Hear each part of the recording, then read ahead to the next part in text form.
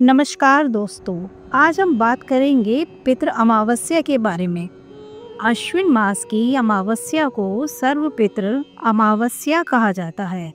इस दिन से श्राद्ध पक्ष समाप्त होता है, अर्थात यह पितृ पक्ष का आखिरी दिन होता है। एक तरह से इस दिन पितरों को विदा किया जाता है। इस दिन सभी पितरों के निमित्त श्राद्ध किया जाता है, जिनकी मृत्यु की तिथि याद हो या ना हो। एक तरह से सभी भूले बिसरे पितरों को इस दिन उनको याद करके उनके निमित्त तर्पण किया जाता है। सर्व पितृ अमावस्या के दिन भोजन बनाकर इसे कौवे, गाय और कुत्ते के लिए निकाला जाता है। मान्यता है कि पितृदेव ब्राह्मण और पशु पक्षियों के रूप में अपने परिवार वालों द्वारा दिया गया तर्पण स्वीकार करके उन्हें आशीर्वाद प्रदान करते हैं। पितृ अमावस्या के दिन ब्राह्मण को आमंत्रित कर उसे भोजन करवाना चाहिए। साथ ही जरूरतमंदों को भी अन्न का दान करना चाहिए। इस दिन गोदान का विशेष महत्व है। आइए अब सुनते हैं सर्व पितृ अमावस्या की एक पौराणिक कथा।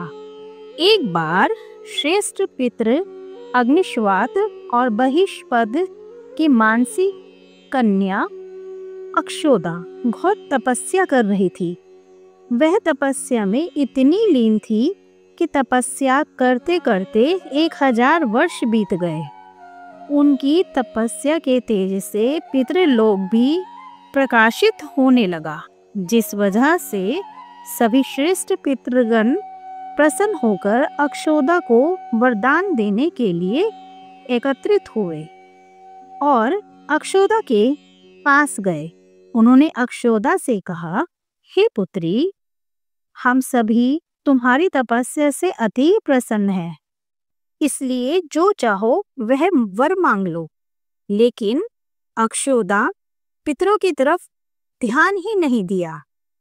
वह उनमें से एक अति तेजस्वी पितृ अमावसु को बिना पलक झपकते निहारती रही। पितरों के बार बार कहने पर भी उसने कहा, हे पितृगण, क्या आप मुझे सचमुच वरदान देना चाहते हैं? तो इस पर तेजस्वी पितृ अमावसु ने कहा, हे अक्षोदा, वरदान पर तुम्हारा अधिकार सिद्ध है, इसलिए बिना किसी संकोच के कहो। अक्षोदा ने कहा, हे भगवान, यदि आप मुझे वरदान देना ही चाहते हैं तो मैं आपके साथ आनंद पूर्वक रहना चाहती हूँ। अक्षोदा के ऐसे वचन सुनकर सभी पितृगण क्रोधित हो गए। उन्होंने अक्षोदा को श्राप दिया कि वह पितृलोक से पतित होकर पृथ्वीलोक पर जाएगी। पितरों के द्वारा श्राप दिए जाने पर अक्षोदा पितरों के पैरों में गिरकर रोने लगी। अक्षोदा के आंसुओं को देखकर पितरों को उस पर दया आ गई। उन्होंने कहा, अक्षोदा, तुम पतित योनि में श्राप मिलने के कारण मत्स्य कन्या के रूप में जन्म लोगी। भगवान ब्रह्मा के वंशज महर्षि पराशर तुम्हें पति के रूप में प्राप्त होंगे। तुम्हारे गर्भ से भगवान व्यास जी जन्म लेंगे। उसके उपरांत अन्य दिव्य वंशों में जन्म लेते हुए तुम श्राप मुक्त होकर उन्हें पितृलोक में वापस आ जाओगी। पितरों के इस प्रकार कहे जाने पर अक्षोदा शांत हो गई।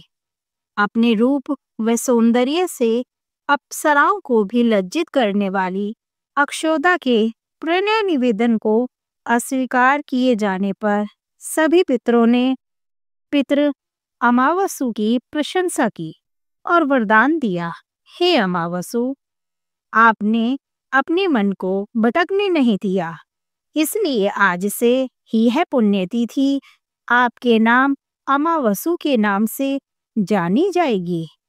ऐसा कोई भी प्राणी जो वर्ष भर में कभी भी श्राद्ध, तर्पण, दान आदि नहीं करता, अगर वह इस तिथि पर श्राद्ध करेगा तो उसे सभी तिथियों का पूर्ण फल प्राप्त होगा।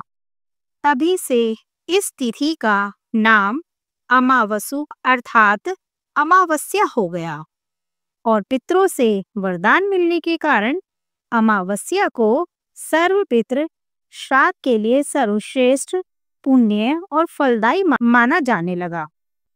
तभी से अमावस्या को सर्वश्रेष्ठ तिथि के रूप में माना जाने लगा।